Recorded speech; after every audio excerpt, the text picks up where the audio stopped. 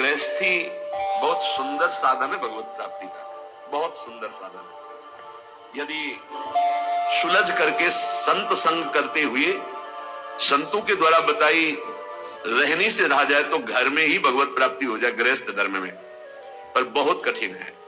गृह कारज नाना जंजाला, तेति दुर्गम शैल विशाला। कलह, अशांति, तृष्णा, वासना, कामना, नाना प्रकार की समस्याएं, नाना प्रकार की चिंताएं, नाना प्रकार की आवश्यकताएं इतनी माया फेंक देती है कि घर गृहस्थी में उलझा हुआ व्यक्ति ये सोच ही नहीं पाता कि मेरा जन्म किस लिए हुआ है। सच्ची कहते हैं आपसे, कभी हमने सुना ही नहीं कि भगवत प्राप्ति करनी है या भगवत प्राप्ति क्या है, कोई चर्चा नहीं सुनी। बस वही जहां चार लोग बैठेंगे, यार तुम तो बड़े भाग्यशाली भय, अपने लड़का का ब्याह कर लिया, अब कोई मिले तो यार हमारे भी लड़का करवा। यही प्रपंच की बात है, यही प्रपंच। हमने तो गाड़ी खरीद ली, हमने मकान बना लिया, हमने बस यही उपलब्धियां, यही जीवन का लाभ। कोई भजन, कोई भगवत प्राप्ति या कोई आवागमन से मुक्ति की बात कहीं आपको नहीं मिलेगी। अगर मिलेगी तो भगवत प्रेमी महात्माओं के संग से मिलेगी। ये हमने देखा है, खूब अच्छे से देखा है। सर्दी का समय है, आग जला ली, 10 लोग बैठ गए, 4 घंटे वही प्रपंच, एक बार राम कृष्ण हरि, एक बार मिले। किसी के हृदय में भजन की कोई वृत्ति ही नहीं। गृहस्थी में हमने देखा, ये तो बड़े अहोभाग्य हैं जो अपने घर परिवार के सब कार्यों को सुव्यवस्थित करते हुए भगवत आराधना, भगवत प्रार्थना, भगवत सेवा, भगवत नाम जप। अरे हम इनको बहुत धन्यवाद देते हैं। दिन भर रिक्शा चलाते हैं, वृंदावन वास करते हैं, श्री जी की सेवा पधराए हुए हैं। कैसे बताएं कितने सौभाग्य इनके हैं। मरा जा रहा है प्राणी, केवल रुपया पैसा भोग सामग्री, मर गया, फिर न जाने कितनी नीच योनियों में जन्म होता है। ये गृह कारज नाना जंजाला, तेति दुर्गम शैल विशाला। बहुत बड़ा पहाड़ है गृहस्थी का, जिसको पार करके भजन करना। गृहस्थी अगर थोड़ा भजन करके धर्म से चले तो उतने से ही भगवान प्रसन्न हो जाएंगे, क्योंकि बहुत कार्य उसके पास है। आप उन समस्याओं को नहीं समझ सकते हैं जो विरक्त भाव में है, क्योंकि अपने लोगों ने देखा ही नहीं उस विषय को, बचपन से निकल पड़े। लेकिन थोड़ा अनुमान लगा सकते हैं। जब हम पढ़ते हैं, जब हमारी पढ़ाई की फीस, हमारे कपड़े, हमारे परिवार के लिए सब आवश्यक सामग्रियां, और वो एक आदमी कमाने वाला, वो भी एक किसान, उसके चेहरे की हालत देखो जब उससे कहा जाता है कि हमारी फीस महीने की दीजिए। हाँ हाँ देखो देंगे। एक किसान आदमी अगर 4 टमाटर खरीदने जाएगा तो गेहूं बेच के उसकी सिंचाई कितना कितना कितना का। एक आदमी नौकरी करता है, उसको एक सीमित अर्थ मिलता है, उससे पूरे परिवार का। वो भजन, भगवत प्राप्ति, मोक्ष प्राप्ति, अरे भूल जाओ, कहीं कोई चर्चा नहीं। हमने देखा है, कोई चर्चा नहीं। प्रथम वर्ण में जन्म हुआ है तो भाई थोड़ा तो हुए, सुनो जल्दी तैयार, ओम दे जल्दी तैयार करो, कोई मतलब नहीं है। तन मन धन सब तेरा, वो चिंतन उधर चलता है। उसको अपने कार्य में जाना है, हल जोतना है या अपनी ड्यूटी में जाना है। भगवत प्राप्ति चिंतन गृहांत कूपे। बूढ़ा की घर में जानते हो कैसे होती, छोटा लड़का बस उसको डुलाते रहो, माला नहीं लेके बैठे लो। गीता भागवत सुनने का स्वभाव है नहीं है। बहुत बहुत बहुत धन्यवाद है जिनको गृहस्थी में रह के भजन करते हैं। सच्ची मानना, बड़े बड़े परमहंसों के माता पिता गृहस्थ ही हुए हैं। बड़े बड़े परमहंसों का उदर पोषण गृहस्थों से ही होता है। बड़े बड़े परमहंसों के शरीर का वस्त्र गृहस्थों से ही मिलता है। आप गृहस्थ धर्म में रह करके यदि नाम जप करते हैं, अतिथि सेवा, साधु सेवा करते हैं, तो सच्ची मानिए वो आपको निश्चित भगवत प्राप्ति कराएगा, निश्चित। एक तपस्वी आजीवन कठोर तपस्या जितेंद्रियता से जिस पद को प्राप्त करता है, गृहस्थी केवल पापाचरण न करे तो उसी से उसे भगवत प्राप्ति होती है। गृहस्थी में थोड़ा सा भी धर्म महान उन्नति का कार्य कर सकता है। बस ये ध्यान रखिए, इतना बुलावा है कि भजन नाम की कोई वृत्ति नहीं मिलती। कोई अगर भजन कर पा रहा है तो संतों की कृपा से। सच्ची मानिए, संतों की कृपा का एक अमोघ फल हम देखते थे। कभी का नहीं पड़ा था इस शरीर के जनक ने, कभी का नहीं पड़ा था। उनके गुरु पूज्य श्री स्वामी शारदा आश्रम सरस्वती जी महाराज आते, तो उनका बिना पढ़े लिखे पशु होता है? न रामायण, न गीता, न भागवत, न नाम जप। क्या कम से कम अक्षर का ज्ञान करके कुछ तो धर्म शास्त्रों का स्वाध्याय करना चाहिए। ये बात बैठ गई। तो मास्टर से प्रार्थना की किसान होते कि हमको कगारा और मात्राएं सिखा दो। तो रामायण और गीता पढ़ना सीख गए। हल जोतने जाते तो गीता, रामायण, गुरु की पादुका, गंगा जल, ये पादुका का ऐसा चरणामृत उतारते और रामायण और गीता जी करते। चाहे दिन के 12 बज गए हो 4 बजे से, फिर ये करने के बाद जब प्रसाद तो भगवान नाम कीर्तन खड़े होकर आसपास देकर, थोड़ा सा धर्म भी महान भगवत प्राप्ति का हेतु कर देगा। ऐसी संतानें प्रकट होंगी जो तुम्हारी पीढ़ियों की पीढ़ियां उद्धार कर देंगी। गृहस्थी बहुत बड़ा धर्म है, बहुत बड़ा धर्म है। इससे बड़ा कोई धर्म नहीं। ये मत सोचो जिससे लोग कह देते ना, अरे हम तो गृहस्थ। गृहस्थ का मतलब समझते हो? हर धर्म का जनक, हर धर्म की उत्पत्ति उसी से होती है, हर धर्म की पुष्टता उसी से होती है, हर धर्म की व्यवस्था उसी से होती है। आप गृहस्थ धर्म को बहुत हल्के में ना ले। भगवान का अवतार भी गृहस्थ धर्म में ही हुआ है। दशरथ, कौशल्या जी, नंद बाबा, यशोदा मैया, देवकी, वसुदेव जी, कश्यप, अदिति जी, जहां भी देखो बड़े बड़े जो वीतराग अवधूत भगवान को वश में करने वाले प्रेमी महात्मा या साध्वी, वो सब गृहस्थ में भी। यहां जो कह रहे ग्रहांधकूपी, गृह में ऐसे अंधे बन करके लगे हुए हैं कि ना नाम जप से मतलब, ना धर्म से मतलब। बोले भागो इस अंधकार कुएं से, भागो और प्रकाश की तरफ। तमसो मां ज्योतिर्गमय, अंधकार से हटो, बार बार जन्म मरण के चक्र से हटो, प्रभु के धाम में चलो। हम सब प्रभु के हैं। भूल करके इस जन्म मृत्यु में चक्र में ऐसे फंस गए कि इस योनि में उद्धार नहीं कर पाए। तो 83,99,999 योनियां ऐसी हैं जिनसे आप मुक्त नहीं हो सकते। केवल एक मानव देह है जिससे मुक्त हो सकते हो। आज थोड़ी बुद्धि जागृत है तो मेरी बात मान जाओ, भाग के आ जाओ वृंदावन। एक बार सत्संग सुन जाओ, एक बार बिहारी जी के दर्शन कर लो, एक बार यमुना रस रानी के समीप बैठकर नाम कीर्तन कर लो। ये किनके लिए कह रहे हैं? घर गृहस्थी में हो तो पैसा बढ़े, समय निकले तो विदेश घूमने की बात मन में मत लाओ। धर्म क्षेत्रों की यात्रा करो, भगवत क्षेत्रों की यात्रा करो, वहां संयम पूर्वक पुण्य अर्जन करो, नाम जप करो, तो तुम्हारा परम मंगल हो जाएगा। आज ऐसी बुद्धि खराब हो गई कि लाखों रुपया खर्चा करेंगे लेकिन ऐसी जगह देखेंगे जाके जहां बुद्धि और मलिन हो जाए। कहां जा रहे हैं? अमुक देश में जा रहे हैं। काहे के लिए? बोले नेत्र चराने के लिए जा रहे हैं। जैसे लोग बकरी चराने जाते थे, अब नेत्र चराने जाते हैं। हमें बताया गया, क्यों बताया, क्यों? लाखों रुपए की टिकट लगाएंगे लेकिन धाम में आकर के, तीर्थ में जाकर, संगम, काशी, कितने पावन पावन पुरिया है। 4 दिन का नाम कीर्तन बैठल हुआ अखंड, 1000, 2000, 4000 संतों को बैठ के पवा, उनकी जूठन पाओ, देखो निहाल हो जाओगे। अर्थ का प्रयोग करना भगवान के कृपा पात्रों को आता है। अर्थ का प्रयोग करना भगवान की कृपा पात्रों, जो धन धन्य प्रथम गति जाकी। भगवान के धामों में आकर नाम कीर्तन करो। हमारी बात मान लो, अगर कुछ भी अर्थ तुम्हारे पास ज्यादा है, 4 घंटे नाम कीर्तन बैठलवा दो। तुम नहीं कर सकते हो निरंतर नाम जप, ऐसे सहयोग बैठा लो, भजन करने वालों को सुविधा दे दो। धाम आ गए, यहाँ के पशु पक्षियों को, मान लो ज्यादा पैसा नहीं, 2-4 किलो चना लिए, फुला दिए, पशु पक्षियों को पवार है, गाय को एक दिन चारा पवा। ये धर्म कार्य करो। लाखों रुपया खर्च करके कहां जा रहे हो संसार को देखने के लिए? भारत जैसी पावन भूमि कहां है? यहाँ एक से एक ऐसे भजन की वृत्तियां प्रकट हो जाए, ऐसे धर्म क्षेत्र, तीर्थ क्षेत्र, ऐसे भगवत धाम है। श्रीपाद कह रहे असंख्य जन्म बर्बाद कर दिए, लौटो, एक बार श्री धाम वृंदावन में आ जाओ। तुम्हारे मोह पास को काटने के लिए समर्थ श्री धाम वृंदावन सत्संग करा देगा।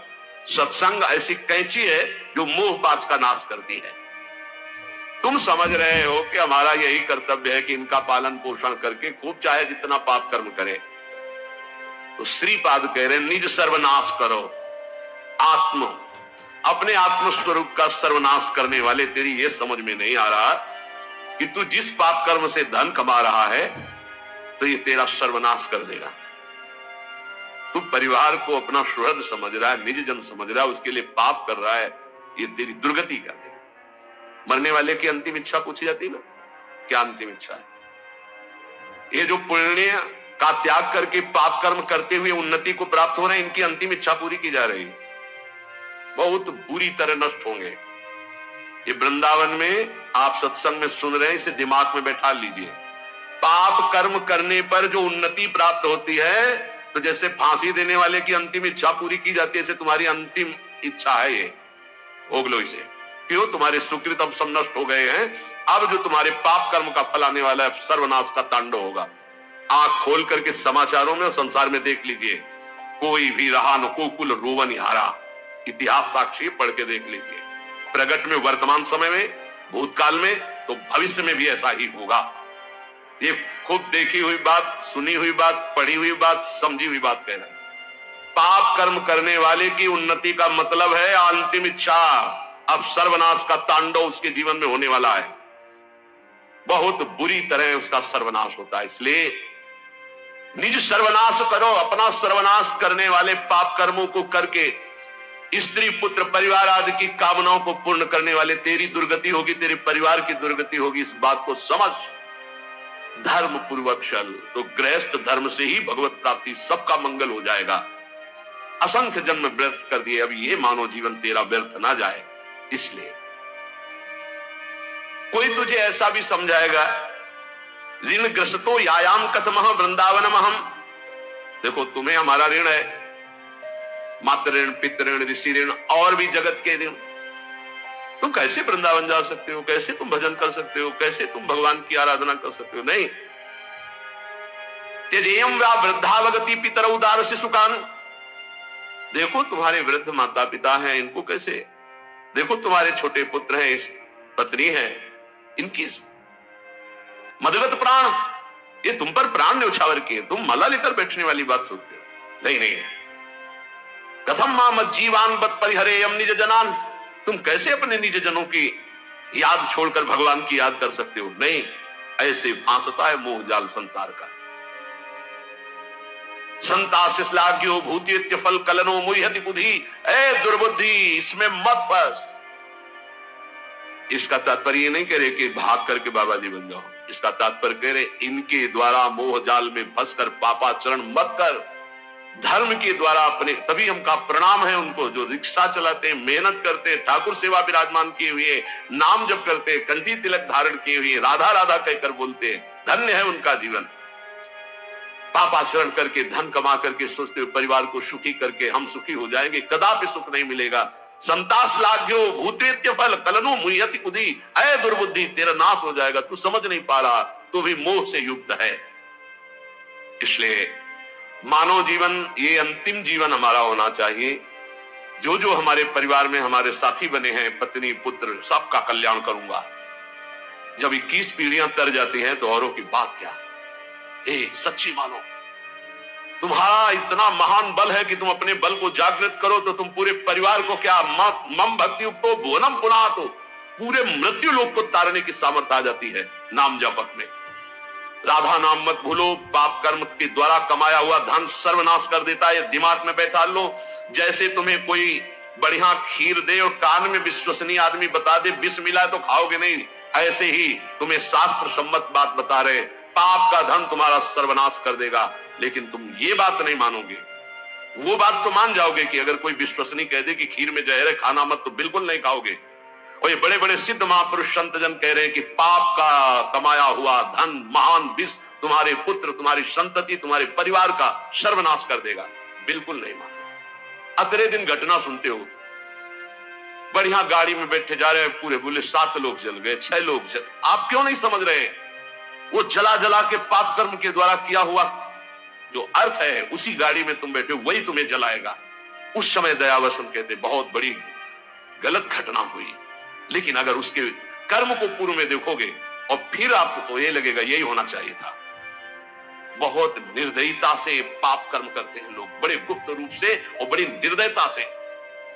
फिर जब वो अपना रंग लाता है, तब वो चौड़े पे प्रकाश में जब दिखाई देता है, तो दयालु हृदय ऐसा सोचते हैं कि भगवान बड़ा कठोर है, ऐसा नहीं होना चाहिए। लेकिन आपसे सच्ची कहता हूं, उसके निर्णय में पाई भर चूक नहीं है।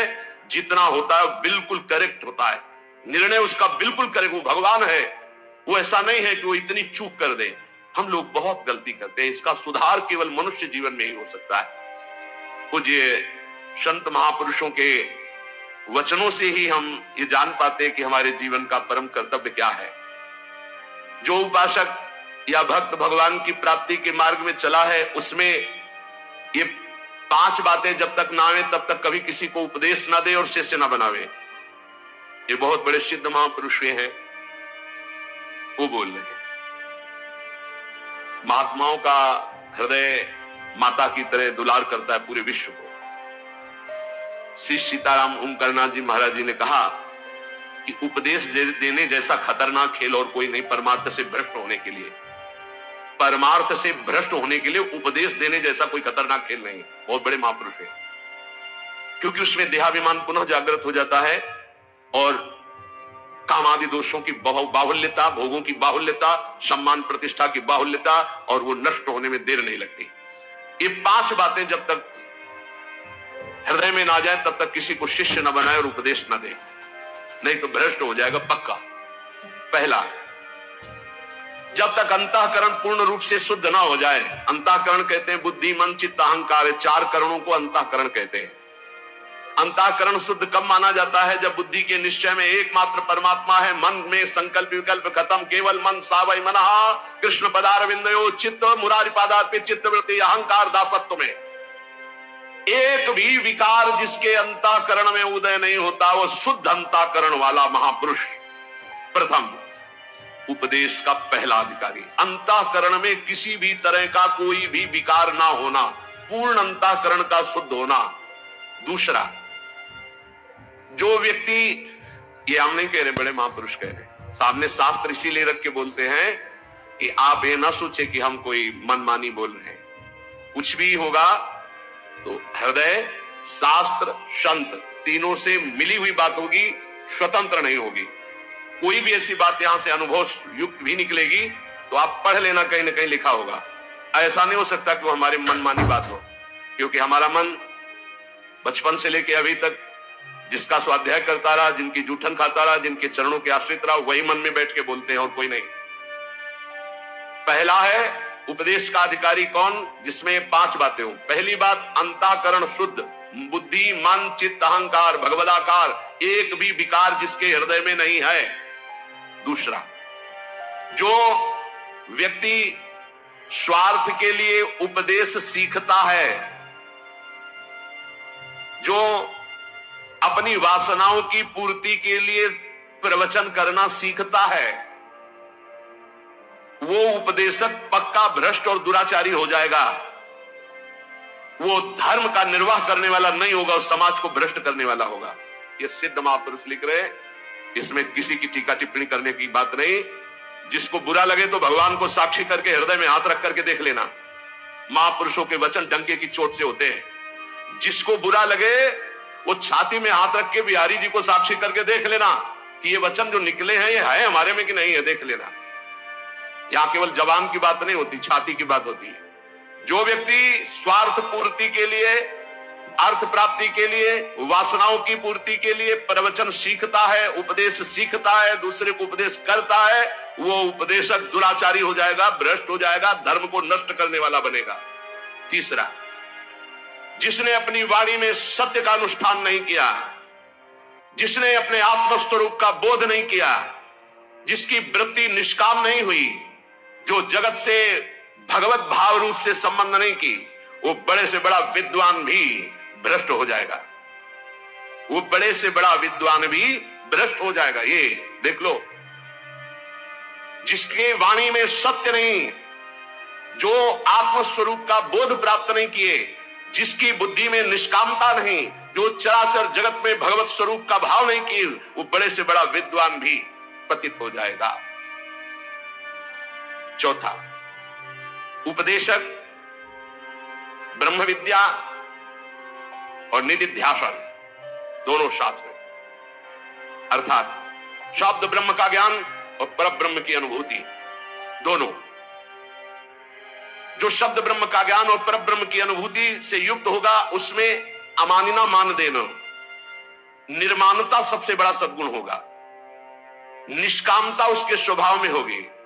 ऐसा उपदेशक संसार के धर्म की प्रतिष्ठा करके सबको सुख प्रदान करता है। पांचवा, जो स्वयं अपने मन को कृष्णाकार कर चुका है, जो इष्ट के प्रेम में डूबा हुआ है, जिसका केवल इष्ट से दृढ़ विश्वास और संबंध है, जो इष्ट के स्मरण में डूबा हुआ उपदेश करता है, जो दुनिया में एकमात्र परम स्वतंत्र सत्ता श्री भगवान की देखता है, जो सबका परम मंगल करने का उद्देश्य रखकर, केवल उद्देश्य रखकर भगवत चर्चा करता है, उसका उपदेश देना यथार्थ धर्म का प्रकाश करने वाला होगा। ब्रह्मबोध होना शास्त्रों के स्वाध्याय का फल है। भगवत प्रेम होना इस समस्त साधनों और भक्ति का यथार्थ फल है। नहीं सो सब धर्म कर्म जर जाऊ, जहां न राम पद पंकज भाऊ। जब तक प्रभु के चरणों में प्रेम ना हो जाए या तत्वबोध ना हो जाए, तब तक उपदेश नहीं करना चाहिए। ऐसा महापुरुषों का नहीं तो लिखा हुआ है। जो व्यक्ति स्वार्थ के लिए, जो धन के लिए, वासना के लिए, सम्मान के लिए, सुख सुविधा के लिए सीखता है और उसका उपदेश करता है, उसका चरित्र भ्रष्ट हो जाता है। महापुरुषों ने जो कहा है वो अपने अनुभव से कहा है। तो गृहस्थ धर्म में साधु महात्माओं का सेवन, अतिथि सेवन, जो भी कर्म भगवान को अर्पित किया जाए और धर्म पूर्वक धन कमाया जाए। अधर्म पूर्वक धन कमाकर अपने परिवार का पोषण करने वाला नरक को प्राप्त होता है। धर्म पूर्वक धन कमाकर अपने परिवार का पोषण करते हुए वो सारे कर्म भगवान को अर्पित करके नाम जप करते हुए वो भगवान को प्राप्त होता है। गृहस्थ पुरुष को चाहिए कि वो अपने धर्म के अनुसार मोक्ष प्राप्त करे, उसको कहीं भागने की जरूरत नहीं। कल चर्चा में सुना था कि 2-3 महीने में एक बार तीर्थ यात्रा करनी चाहिए प्रत्येक गृहस्थ को। कुछ अर्थ ऐसा एकत्रित कर लेना चाहिए जो धर्म क्षेत्र के लिए 1000, 2000, 4000 रुपए एकत्रित कर लिए, 1-2 दिन के लिए चले गए, उपवास आदि किया, तीर्थ अवगान किया, सत्संग सुना, फिर अपनी गृहस्थी में चले आए। गृहस्थ पुरुष को चाहिए कि वो अपने धर्म के अनुसार चल करके ही मोक्ष पदवी प्राप्त। उसके लिए ये नहीं है कि वो तपस्या का अनुष्ठान करे, वो अमुक का अनुष्ठान करे। वो अपने परिवार पोषण के लिए मेहनत कर रहा है, पर धर्म पूर्वक मेहनत करके अपने परिवार का पोषण और नाम जप जरूर करता रहे। दूसरी बात कह रहे हैं कि जैसे श्राद्ध आते हैं पितर पक्ष में, तो श्राद्ध करने से पितरों की कृपा प्राप्त होती है। और परम पितर अर्यमा जी हैं। अर्यमा भगवान की विभूति है, भगवान ही अर्यमा पितर रूप में है। श्राद्ध में पवित्र पदार्थ, पवित्र पात्र। अब कैसे श्राद्ध होगा जिनकी रसोई में प्याज, लहसुन, अंडा और मांस बनते हैं? कैसे? ये बड़ा कलयुग का प्रभाव बढ़ता चला जा रहा है, अपवित्र होते जा रहे हैं। क्योंकि सब नई पीढ़ी जो है वो आधुनिक पढ़ाई वाली, आधुनिक, वो सब अपने को उसी में ढाल रहे हैं। जैसा व्यवहार देख रहे हैं उसी के घर में श्राद्ध ठीक माना जाएगा जिसके पात्र पवित्र हैं, स्थान पवित्र है, रसोई पवित्र है। पवित्रता का तो शब्द ही चला गया है। अब कोई बिरला ऐसा होगा जो शौच के वस्त्र पवित्र करे, नहीं तो शौच लगी ऐसे गए, वैसे पहने, वैसे हाथ धोए, बस ऐसे निकल पड़े, पूरा घर अपवित्र, पूरी वस्तुएं अपवित्र। जो भगवद अर्पित देव पूजन, पितृ श्राद्ध आदि करने योग्य ही नहीं रह जाते। जो ऋषि मुनियों को भोजन कराया जाता है परम पवित्र शुद्ध हविष्यान धर्म के द्वारा कमाया हुआ होना चाहिए। भगवान का भोग लगाकर जब साधु महात्माओं वैष्णव जनों को पवाया जाता है तो वो अक्षय फल देने वाला होता है, समस्त कामनाओं की पूर्ति कराने वाला होता है। और जब किसी संत को, ब्रह्म ऋषि को निमंत्रण दे दे तो जब तक उसको पवा न दे तब तक अपने परिवार को न पवाए। निमंत्रण दिया है या किसी देवता का पूजन है या किसी ऋषि का निमंत्रण है या पितर तर्पण है या किसी को भी निमंत्रण दिया गया है, तो निमंत्रित व्यक्ति को जब तक भोजन ना पवा दिया जाए तब तक अपने परिवार को भोजन निषेध किया। ये अपने घरों में ये देखते, छोटा बच्चा भी तो रोक दिया जाता था, नहीं, जो राजभोग दोपहर का बन रहा है जिसके लिए निमंत्रण दिया गया है, कोई भी रसोई स्पर्श नहीं करेगा जब तक वो पा नहीं जाएंगे। और वो पा के गए फिर पूरा परिवार।